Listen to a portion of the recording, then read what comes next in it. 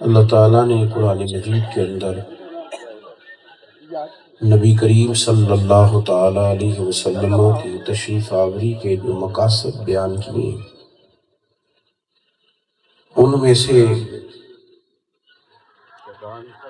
ایک مقصد یہ بھی بیان فرمایا ہے کہ وَيُعَلِّمُكُمُ الْكِتَابَ وَالْحِکْمَةَ، فرمایا میرے محبوب علیہ السلام تمہیں کتاب بھی سکھائیں گے اور حکمت بھی سکھائیں گے۔ گہری فکر، گہری سوچ، تدبر، دانائی، حکمت، فہم و فراست، یہ نبی کریم صلی اللہ تعالیٰ علیہ وسلم نے اپنی امت کو سکھائی۔ دنیا میں کچھ لوگ بہت زیادہ باصلاحیت ہوتے ہیں، صاحبان علم و فضل ہوتے ہیں، اچھی اسناد، اچھی ڈگریاں رکھتے ہیں، لیکن بعض اوقات ایسا ہوتا ہے بیٹا بولے نہیں، یہ پیچھے کوئی دوست بات نہ کرے، انتظامیہ والے بھی بات نہ کریں، کوئی کام کرنا ہو تو اشارے سے اب ہمیں بات کرنے کا موقع دیں۔ بہت باصلاحیت آدمی بھی اگر دانا نہ ہو، حکمت کے ساتھ نہ چلے تو وہ اپنے علم سے اور اپنی صلاحیت سے کوئی فائدہ نہیں اٹھا پاتا۔ نبی کریم صلی اللہ تعالیٰ علیہ وسلم نے ہمیں یہ تاکید فرمائی کہ حکمت مومن کی گم شدہ میراث ہے، جہاں سے ملے اسے حاصل کرو۔ چیزوں کو تھوڑا غور و فکر کے ساتھ سمجھنا اور پھر انسانی نفسیات کو پیش نظر رکھ کے اس بات کا ذکر کرنا اور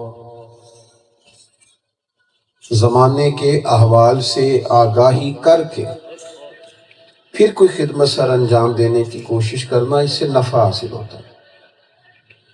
لیکن میں اور آپ جس دور میں موجود ہیں یہ جذباتی لوگوں کا دور ہے، جذباتی رائے، جذباتی فیصلے، جلدی متاثر ہونا پھر جلدی اختلاف کرنا، جلدی رائے دینا پھر جلدی رائے بدل دینا، اس سے انسان استقامت سے دور ہو جاتا ہے، کوئی کام کر نہیں پاتا۔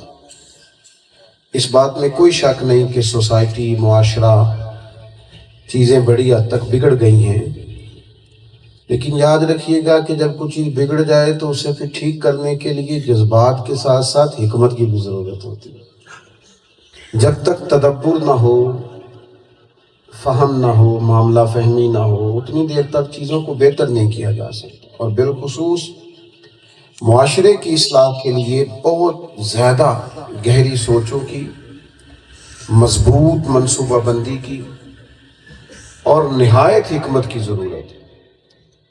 کسی کا بچہ بگڑ جاتا ہے، چھوٹا بچہ ضد کرتا ہے، وہ اپنے بچے کے سامنے ہی سب کو بتا رہا ہوتا ہے کہ یہ بڑا ضدی ہے، بڑا اکھڑ مزاج ہے، باقی بہن بھائی تو بڑے اچھے تھے لیکن یہ بڑا ہی ان سب سے مختلف ہے۔ یا آپ نے اس بچے کے لیے مصیبت کھڑی کر دی، وہ تو بچپن سے ہی سوچنے لگ گیا کہ میں بڑا الگ تھلگ ہوں، سارے بہن بھائی اچھے ہیں، وہ مایوسیوں کا شکار ہونے لگا۔ اگر آپ کو اپنے بچے کی، بگڑے ہوئے بچے کی اصلاح بھی کرنی ہے تو بڑی حکمت سے، اسے پتہ ہی نہ چلے میری اصلاح ہو رہی، اسے خبر ہی نہ ہو، غیر محسوس طریقے سے اس کی تربیت کی جاتی تاکہ وہ سمجھ جاتا۔ کچھ لوگ کہتے ہیں جی میں سچ کہہ رہا ہوں، اب سچ کے لیے بھی میں پہلے دیکھوں گا کہ حکمت کیا ہے، تدبر کیا ہے، میں تو ڈنکے کی چوٹ پہ سچ بولوں گا، میں تو کھری بات کروں گا، کسی کو کڑوی لگتی ہے تو لگے، میں تو سچ بولوں گا، کوئی برا مناتا ہے تو منائے۔ یہ بڑے بڑے ڈٹائی سے لوگ دلیری سے یہ بات کرتے ہیں، وہ جی میں سچی بات کرتا ہوں، میں ٹھیک نہیں کہہ رہا، میری کوئی بات غلط ہے۔ دنیا میں سب سے سچی بات یہ ہے کہ اللہ وحدہ لا شریک ہے، سب سے بڑا سچ ہے نا۔ تو رب کہتا ہے یہ سچ بھی حکمت سے بولو، ادعو الی سبیل ربک بالحکمہ، لوگوں کو اپنے رب کی طرف بلاؤ تو حکمت کے ساتھ بلاؤ، دانائی اور تدبر کے ساتھ، سمجھداری کے ساتھ کام کرو۔ میں دیکھتا ہوں نوجوان تو ویسے جذباتی ہیں، وہ تو بات نہیں سمجھتے، بعض بزرگ بھی اللہ ماشاءاللہ وہ میں ایک شادی کی تقریب میں چلا گیا تو میرے جاننے والے تھے سارے، محبت والا گھرانہ تھا، تو بچے چاروں دوڑے میرے پاس آئے، کہنے لگے حضرت صاحب ہے تسی ابا جی نوں تے چٹ کو کول بٹھاؤ، سارے کم ہو جاتے ہیں انشاءاللہ۔ یہ بڑے ہی جلال میں ہے جب سے سلسلہ شروع، ان سے کہیں تھوڑا بیٹھیں آرام کریں، سب ہو جائے۔ ہر طرف اگر ہم غیر دانشمندی کا مظاہرہ کریں گے تو چیزیں بگڑ جائیں گی۔ معاملات پر غور کرنے کی ضرورت ہے، حکمت کے ساتھ چیزوں کو ڈیل کریں۔ وہ ایک بادشاہ کو خواب آئی، اس نے خواب میں دیکھا کہ اس کے سارے دانت گر گئے ہیں، جھڑ گئے ہیں دانت۔ ایک تعبیر بتانے والے سے بات کی کہ یار میں نے خواب میں دیکھا ہے میرے سارے دانت ٹوٹ گئے ہیں، تعبیر کیا ہے؟ تو کہنے لگا بڑی افسوس کے ساتھ تعبیر بتانی پڑتی ہے، آپ کے بہن بھائی، بیوی بچے، ماں باپ، رشتہ دار سب آپ کی زندگی میں فوت ہو گئے۔ بادشاہ بڑا پریشان ہوا، اس نے کہا سارے مر جائیں گے تو میں نے جی کے کیا کرنا؟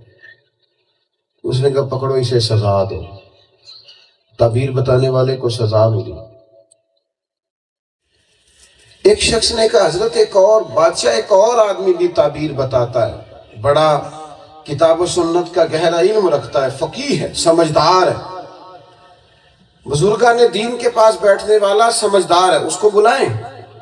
بلائیے۔ کچھ دنوں کے بعد بلایا، اس سے کہا میں نے خواب دیکھا ہے، میرے سارے دانت جھڑ گئے، ٹوٹ گئے، تعبیر کیا ہے؟ کہنے لگا بادشاہ مبارک ہو، تعبیر بڑی اچھی ہے۔ اس نے کہا کیا تعبیر ہے؟ کہنے لگا تعبیر یہ ہے کہ اللہ تعالیٰ آپ کے خاندان میں سے سب سے لمبی عمر آپ کو عطا کرے۔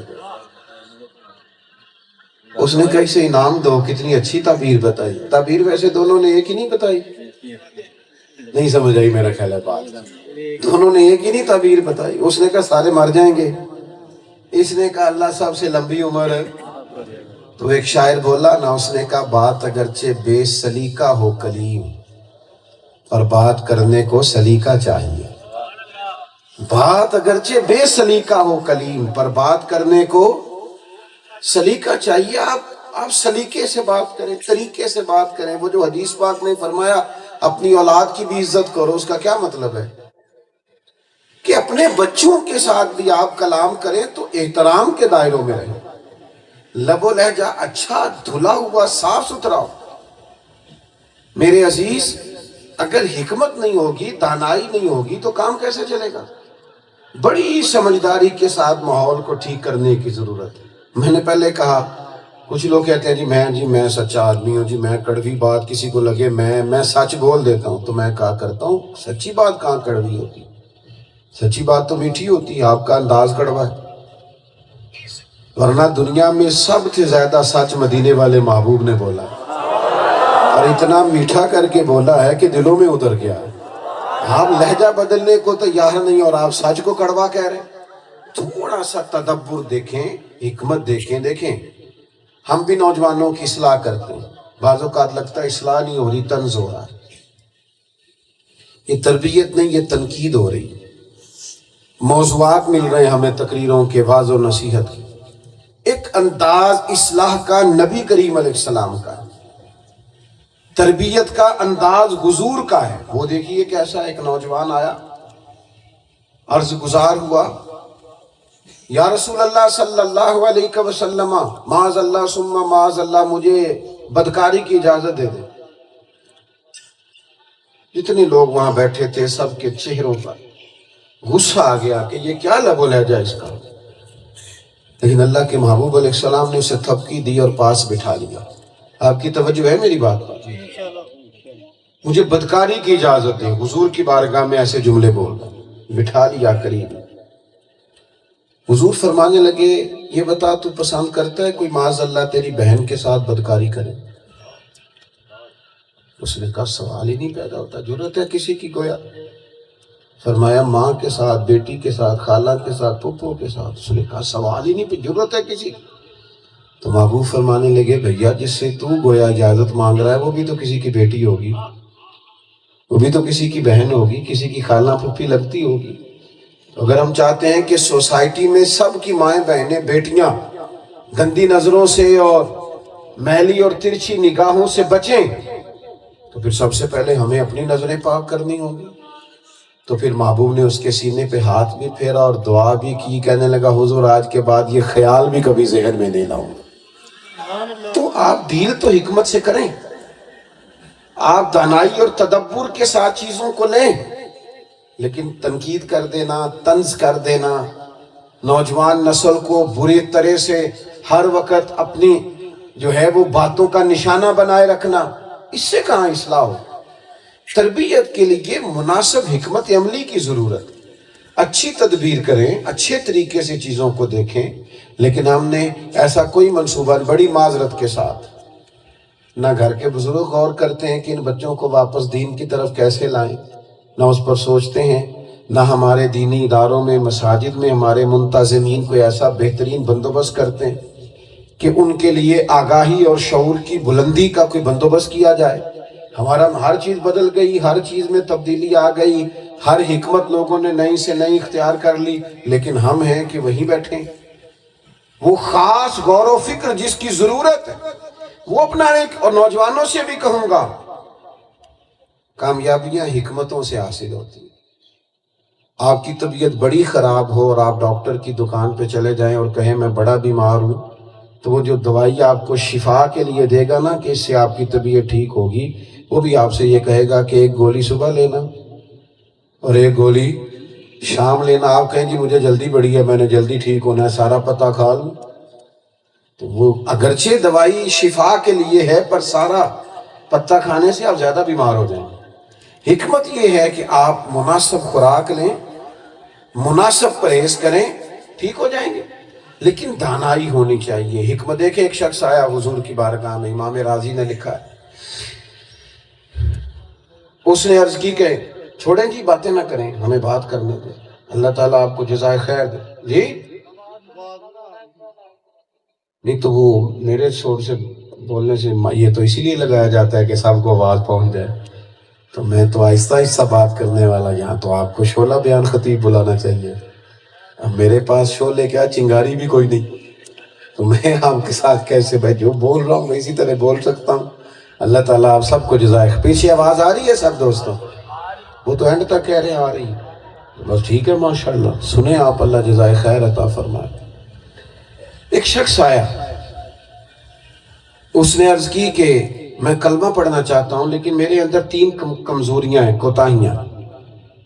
ایک تو معاذ اللہ میں عورتوں کے ساتھ تعلق رکھتا ہوں، اور دوسرا مجھے کبھی کبھی یہ بھی بری عادت لگی ہوئی ہے دور جاہلیت کی کہ شراب پیتا ہوں، اور تیسری بڑی کوتاہی یہ ہے کہ میں جھوٹ بولتا ہوں. حضور کی بارگاہ میں حاضر. کہنے لگا میں کلمہ تو پڑھ لوں گا لیکن ایک برائی چھڑوا لے مجھ سے آپ. وہ کہتا ہے میرا خیال تھا کہ زنا بہت بڑی گندگی ہے، تعفن آتا ہے، اس سے منع کیا جائے گا. شراب بہت بڑا گند ہے، اس سے کہا جائے گا چھوڑ دو. لیکن یہ میرے نبی کریم کی حکمت دیکھیں، حضور نے فرمایا تینوں میں سے ایک چھوڑے گا. پہلے حضور ہاں، اور میں جھوٹ نہیں بولنا. جھوٹ ہے، ادھر دیکھو میری طرف، جھوٹ ہے. آج کل لوگ جھوٹ نہیں بولتے، چھوڑ گئے، جھوٹ کا نام بدل لیا. کہتے ہیں میں بہانہ کر دیتا سی، اسی کو جھوٹ کہتے ہیں بھائی. آج کل لوگوں نے غیبت کا بھی نام بدل لیا، اب چگلی نہیں کرتے، کہتے آ گپ شپ کریے. تو یہ گپ شپ کیا ہے؟ یہی ہے کہ 2 4 5 لوگوں پہ تبصرہ کریں، اسی کو غیبت کہتے ہیں. یہ درست نہیں. حضور نے فرمایا جھوٹ نہیں بولنا. وہ کہتے ہیں میرا خیال کچھ اور تھا لیکن کریم کا انداز ہی انوکھا ہے. جھوٹ نہیں بولنا. آج آپ اپنے معاشرے سے جھوٹ ختم کریں، ساری برائیاں ختم ہو جائیں. جو گھر سے معاذ اللہ کسی برے کام کے لیے نکلتا ہے، جھوٹ بول کے نکلتا ہے کہ نہیں؟ سچ بول کے نکلے گا تو برے کام کو جائے گا. جو کسی شخص کو دھوکہ دیتا ہے پہلے جھوٹ سے آغاز کرتا ہے. جھوٹ نکل گیا تو سوسائٹی کے اندر سے جرم ختم ہوں گے. وہ شخص کہتا ہے میں نے کہا حضور ٹھیک ہے میں جھوٹ نہیں بولوں گا، وعدہ کر کے چلا گیا. اگلے دن شراب کی کو بزم معاذ اللہ سجی تھی، اس میں پہنچا. آگے بڑھنے لگا تو خیال آیا اگر انہوں نے مجھ سے پوچھا کہ تم مسلمان ہو گئے تو جھوٹ تو میں بول نہیں سکتا، اور اگر سچ بولوں گا تو کہیں گے مومن ہو کے شراب پیتا ہے. کہتے شراب چھوڑ دی. اس سے اگلے دن معاذ اللہ کسی خاتون کی طرف بڑھنے لگا تو خیال آیا اگر اس نے پوچھا کہ مومن ہو تو جھوٹ تو بولنا نہیں، تو کہے گی مسلمان ہو کہ یہ کام، وہ بھی چھوڑ دیا۔ کہتے قربان جاؤں مدینے والے نے جھوٹ چھڑوایا تھا، ایسی حکمت تھی کہ میرے سارے عیب بھی چھوٹ گئے۔ تو بھائی آپ تھوڑا تدبر کا مظاہرہ کریں، آپ تھوڑا حکمت کا مظاہرہ کریں، کسی بھی کام کو پہلے غور کریں۔ دیکھیں ہمارے پنجاب میں ایک رواج ہے، آپ بیمار ہو جائے نا تو جڑا بندہ پتہ لین آئے گا ایک نسخہ بھی دس کے جائے گا، وہ کہے گا تو فلانی شے کھا، انہیں مغز پا لئی تے اینی فلانی شے پا لیں تے، اور اگر میرے جیسا بندہ ہو جس سے لوگ پیار زیادہ کرتے ہیں تو انہوں دس دینی ہوتے لیے بنا کے بھی لے ہوتے، اور کچھ اتنے زیادہ محبت والے ہوتے کہتے ایک خوراک میرے سامنے کھاؤ، حالانکہ یہ دانائی کے خلاف ہے۔ آپ کبھی ڈاکٹر کے پاس جائیں، آپ نے اسے جا کے کہا کہ مجھے یہ تکلیف ہے تو آپ سے پوچھتا ہے آپ کو شوگر تو نہیں، بلڈ پریشر تو نہیں، کوئی اور مرض تو نہیں، یہ ساری چیزیں وہ ایک کونے پہ لکھتا ہے، پھر آپ کی عمر پوچھتا ہے، پھر آپ کے وزن کے بارے میں دریافت کرتا ہے، پھر وہ نسخہ لکھتا ہے، لیکن وہ جڑا 4-5 مغل بنا کے لائے یا نا انہیں کچھ بھی نہیں پوچھا، اس نے کوئی کسی حکمت کا مظاہرہ نہیں، انہیں کہ بس تسی کھاؤ اور یہ ضرور کھاؤ اس لیے کہ میں بھی کھادا سی۔ تو بھئی آپ کی طبیعت مزاج اور ہو سکتا ہے، جس کے لیے آپ لائے ہیں اس کا مزاج، تو جو کام بھی کریں تھوڑی دانائی سے کریں، حکمت سے کریں، تدبر سے کریں، ایسے بلا وجہ تھوپ نہ دیں۔ آپ کوئی بھی کام اگر دانائی سے کریں گے تو وہ کام خوبصورت ہو جائے گا۔ میں ایک دفعہ رمضان سے پہلے شعبان کا آخری جمعہ تھا تو ممبر کی طرف جا رہا تھا، تو ایک دوست دوڑ کے مجھے ملے اور میری جیب کی ویسٹ کوٹ میں رکا ڈال دیا، ویسٹ کوٹ کی جیب میں، تو میں نے وہ اس میں سے رکا نکالا تو اس پہ لکھا تھا کسی نوجوان نے کہ حضرت روزے آ گئے، اب کچے نمازیوں نے بھی مسجد آنا ہے، تو ذرا پکے نمازیوں سے کہہ دیجئے گا مہربانی کریں تھوڑی سی، ہمیں گھورے نہ، یہ ہمیں کہتے ہیں آ گئے فصلی بٹیرے، یہ نہ کریں، آنے تو دو نا بھائی، اس کو آنے تو، مسجد آئے گا تو انشاءاللہ تعالیٰ پکا بھی ہو جائے گا، لیکن اگر آئے گا نہیں چھوڑ دے بھائی تصویروں والے، اللہ آپ کو سلامت رکھے۔ یہ کون سا کام کر رہے ہیں آپ؟ کوئی تصویر تو کھینچیں گے، سیاسی جلسہ تھوڑی ہے، نہ بھی تصویریں آئیں گی تو کام چلے گا۔ اللہ تعالیٰ خیر کرے، یہ تصویریں اور ویڈیوز وہی اچھی ہیں جو انداللہ صبح قیامت پتہ چل جائے، گواہیاں ہو جائیں فرشتوں کی کہ آئے ہوئے تھے سارے۔ توجہ کریں بات پر جو بات عرض کر رہا ہوں۔ نبی کریم علیہ السلام کی خدمت میں ایک شخص آیا، یہ مسند امام احمد بن حنبل میں موجود ہے۔ اس نے حضور علیہ السلام کی بارگاہ میں آ کے عرض کی، یا رسول اللہ صلی اللہ علیہ وسلم، میں اس شرط پر کلمہ پڑھوں گا کہ نمازیں دو ہی پڑھوں گا۔ آج کوئی مفتی، کوئی فقیہ، کوئی محدث کی ایک سجدے کی بھی گنجائش نہیں دے سکتا، لیکن نبی پاک کو تو اللہ نے اختیار دیا ہے، حلال حرام کا حضور شارع۔ یا رسول اللہ صلی اللہ علیہ وسلم، اس شرط پر کلمہ پڑھوں گا کہ نمازیں دو پڑھوں گا۔ قربان جائے، مدینے والے محبوب علیہ السلام نے فرمایا تو دو ہی پڑھنا، کلمہ پڑھ صحیح، آ جا آ صحیح۔ شارحین حدیث نے لکھا ہے وہ جس نے دو کی شرط پہ کلمہ پڑھا تھا وہ بعد میں تہجد بھی پڑھا کرتا تھا۔ تو آنے تو دیں، آپ پہنچنے تو دانائی کا کریں۔ عورت ٹیڑھی لکڑی ہے، سیدھی کرنی چاہو گے تو ٹوٹ جائے گی، تو اس کا طریقہ یہ ہے کہ آپ حکمت کے ساتھ ڈیل کریں، دانائی کے ساتھ اپنے گھر میں وقت گزاریں۔ جڑا بندہ کہنا ہے نا میں تینوں سیدھیاں کر کے چھڑنا ہے، وہ غلط فہمی کا شکار ہے، اس لیے کہ سیدھی کریں گے تو وہ تو ٹوٹ جائے گی۔ تو آپ تھوڑے دانا بنے نا، تھوڑے سمجھدار بنے۔ میں کبھی کبھی ظرافت کے طور پر دوستوں سے کہا کرتا ہوں، اکثر کہتا ہوں، میں کہتا ہوں میاں بیوی کے جھگڑے میں زیادہ غلطی میاں صاحب کی ہوتی ہے، تو سارے مجھے گھورتے ہیں، جی میں تسی نہیں سارے گھورن لگ پے، یہ ساڈی غلطی ہے، ساڈے کو کدی دکھ سنو تے صحیح تسی بہ کے، تو وہ گھورتے ہیں سارے۔ لیکن میں کہہ دیتا ہوں اکثر کہ میاں بیوی کے جھگڑے میں زیادہ غلطی، اس کی دلیل دیتا ہوں۔ دلیل میرے پاس یہ ہے کہ عورت بیچاری کی عقل ناقص ہے، تو آپ کی تو پوری ہے نا، تو پھر جھگڑا ختم کس نے کرنا؟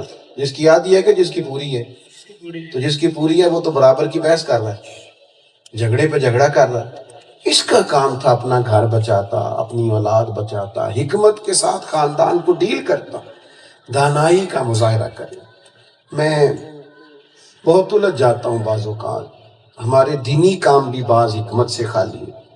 لوگ کہتے ہو جی ٹائم دے، تو میں کہتا ہوں مغرب سے عشاء کہتے مغرب تو باتیں بندے نہیں ہوں گے، تکو نہ تھوڑے بندے آئے، یہ دیکھو نا دور تک دوست ہی دوست ہیں۔ بھئی آپ عشاء کے بعد آپ جلسہ کریں گے تو صبح آپ کوئی اور کام کریں گے، جب آپ 1 بجے سوئیں گے تو فجر میں اٹھیں گے 4 بجے وقت پہ۔ تو کچھ چیزوں کو سمجھیں، معاملات کو دیکھیں، کتنے ٹھنڈے ماحول میں خوبصورتی میں بیٹھ کر کتنے اطمینان سے بات کر لی، سن لی، ہو گئی۔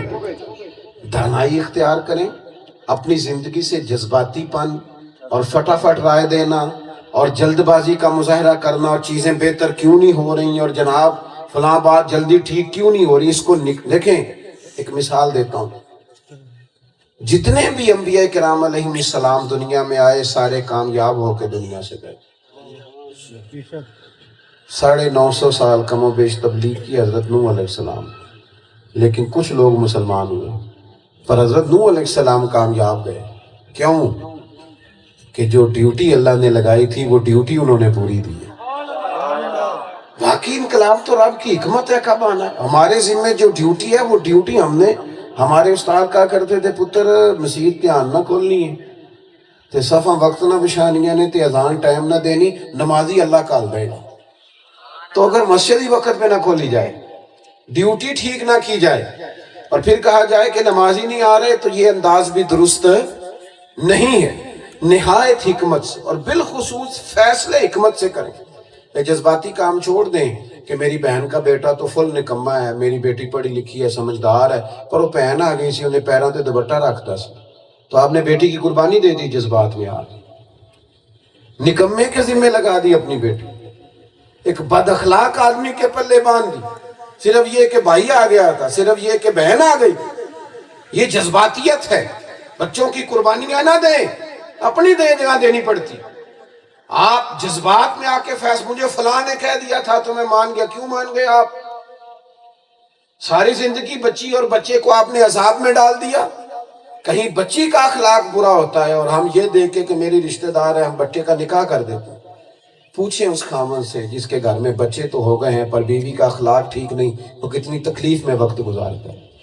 اور پوچھیں اس بچی سے کہ جو بیچاری باپ کے کہنے پہ مان تو گئی ہے پر خامند اور شوہر کا اخلاق برا ہے، تو کتنی تکلیف میں۔ جذباتی فیصلے نہ کریں، آپ حکمت دیکھیں، دانائی دیکھیں، وقت کا تقاضا دیکھیں، تناظر میں دیکھیں، معاشرے کی اصلاح ہو جائے۔ اس وقت مکہ فتح ہوا ہے تو اسلامی جھنڈا حضرت سعد بن عبادہ رضی اللہ تعالیٰ عنہ کے دست مبارک میں تھا۔ یہ جن کے پاس جھنڈا ہوتا تھا ان کو علم بردار کہتے تھے، اور وہ کمان کرتے تھے، آگے آگے چلتے تھے۔ بہت بڑا عہدہ تھا کسی کے پاس جھنڈے کا ہونا۔ ان کے ہاتھ میں جھنڈا تھا۔ کوئی ایسی بات ان سے ہو گئی، کچھ حالات ایسے ہو گئے کہ تبدیلی کرنے کا وقت آ گیا کہ جھنڈا کسی اور کو دے دیا جائے۔ کوئی اتنی بڑی غلطی نہیں، ویسی بعض اوقات ماحول ایسا بن جاتا ہے۔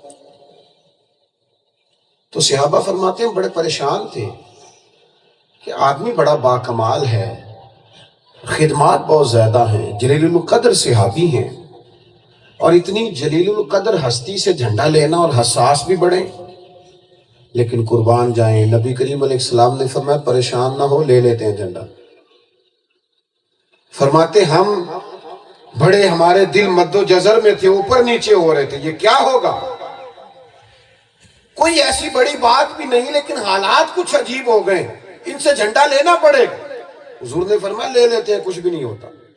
قربان جائیں نبی کریم علیہ السلام نے حضرت سعد بن عبادہ کو بلایا، فرمایا میرا ارادہ بنا ہے جھنڈا آپ سے لے لیا جائے۔ انہیں گردن جھکا رکھی تھی۔ حضور فرمانے لگے ارادہ یہ ہے کہ آپ سے لے لیا جائے اور آپ کے بیٹے کو دے دیا جائے۔ آپ کے بیٹے کو۔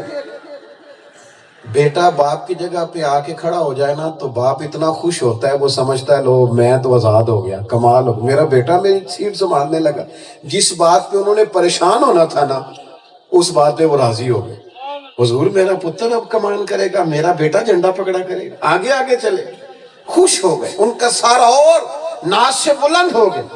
یہ ہیں وہ فیصلے جو مدینے والے محبوب نے فرمائے، یہ وہ حکمت ہے جو حضور نے ہمیں سکھائی۔ ہمارے تو جذبات کنٹرول ہی نہیں ہوتے، ایک منٹ میں ہر چیز اوپر نیچے ہو جاتی ہے، اور ہمیں چڑھانے والے چڑھا دیتے۔ مجھے بتائیے چڑھانے والا خطرناک ہوتا ہے جو چڑھ جائے، وہ چڑھنے والا خطرناک، ورنہ تو لوگ آپ کی کمزوری بھانپ لیں گے، روز چڑھایا کریں گے۔ آپ کیوں چڑھتے ہیں؟ آپ کیا پتہ نہیں کس کی بات کر رہے ہو، پتہ نہیں تو کس کو کہہ رہا ہے۔ میں وہ نہیں ہوں جس کی تو بات کر رہا ہے۔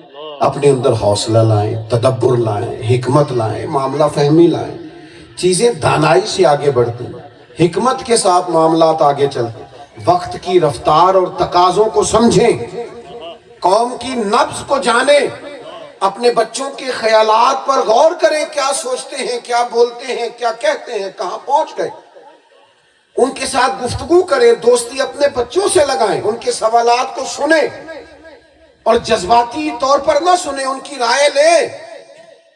مجھ سے ناراض نہ ہونا، اب تو پہلے تو ہم جوانوں سے کہتے تھے نا موبائل کم چلایا کرو، اب تو بزرگوں سے بھی کہنے کو دل کرتے ہیں کہ آپ اس کو کم چلائیں، اپنے بچوں کو وقت دیں، ان کے پاس بیٹھیں، ان سے تعلق بنائیں، ان کی باتیں سنیں کہ کس کے ساتھ اٹھتے بیٹھتے ہیں، اس پر غور کریں، اپنے گھر کا ماحول خود سے کنٹرول کریں، اپنے ماں باپ کو وقت دیں۔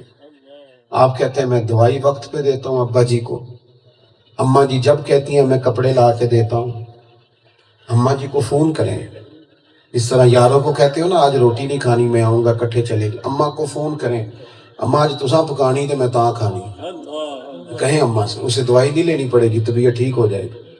ابا جی کو کہیں کہ ابا جی آج شام جب تک میں نہ ہوں آپ نے کھانا نہیں کھانا، میرا دل کرتا ہے، بڑے دن ہو گئے کٹھے روٹی کھائیں، یہ کہیں والد صاحب سے، اس دن ان کو شاید بلڈ پریشر کی گولی نہ کھانا پڑے۔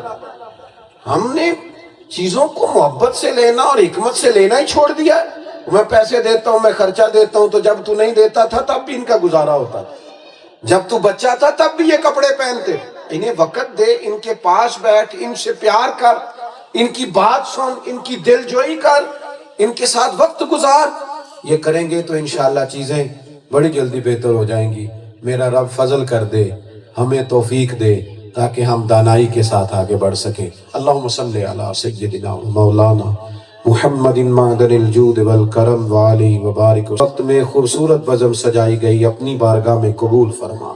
جن دوستوں نے محنت کی ہے، جو اتنی بڑی تعداد میں تشریف لائے، اللہ سب کو لمحہ لمحہ برکتیں عطا فرما، رزق میں، مال میں، جان میں، عزت میں، آبرو میں، اور سب سے بڑھ کے دین کے ذوق شوق میں برکت پیدا کر دے۔ اللہ ہمارے گناہوں کو معاف کر دے، ہماری غلطیوں سے درگزر فرما دے، ہمارے علم کو نافع فرما، ہمارے حال پہ فضل فرما۔ اللہ تعالی محمد یونس عادل صاحب کے لیے دعا کرنے کو کہا گیا، مرحوم کی بخشش فرما۔ ایک بچہ بیمار ہے محمد سعید، اللہ اسے شفا عطا فرما، تمام بیماروں کو شفا عطا فرما، مقروضوں کو قرض کے بوجھ سے رہائی نصیب فرما، جو تنگ دست ہیں ان کے رزق میں وسعت کر دے۔ اللہ تعالیٰ جو بے چین ہیں انہیں چین دے دے، جو بے قرار ہیں انہیں قرار دے دے، الجھے ہوئوں کو دروازہ رسول صلی اللہ علیہ وسلم کی غلامی عطا فرما، وسوسوں کے غلبے جہاں ہیں وہاں ایمان کی دولت عطا فرما، یقین کامل کی نعمت عطا فرما۔ اللہ کریم دنیا ہو یا آخرت ہو ہماری پردہ پوشی فرما، دارین کی برکتیں عطا فرما، دین دنیا کی سعادتیں عطا فرما۔ ربنا تقبل منا انک انت السمیع العلیم وتب علینا انک انت التواب الرحیم، رب اغفر وارحم وانت خیر الراحمین، وصلی اللہ تعالی علی حبیبہ سیدنا و مولانا محمد السلام۔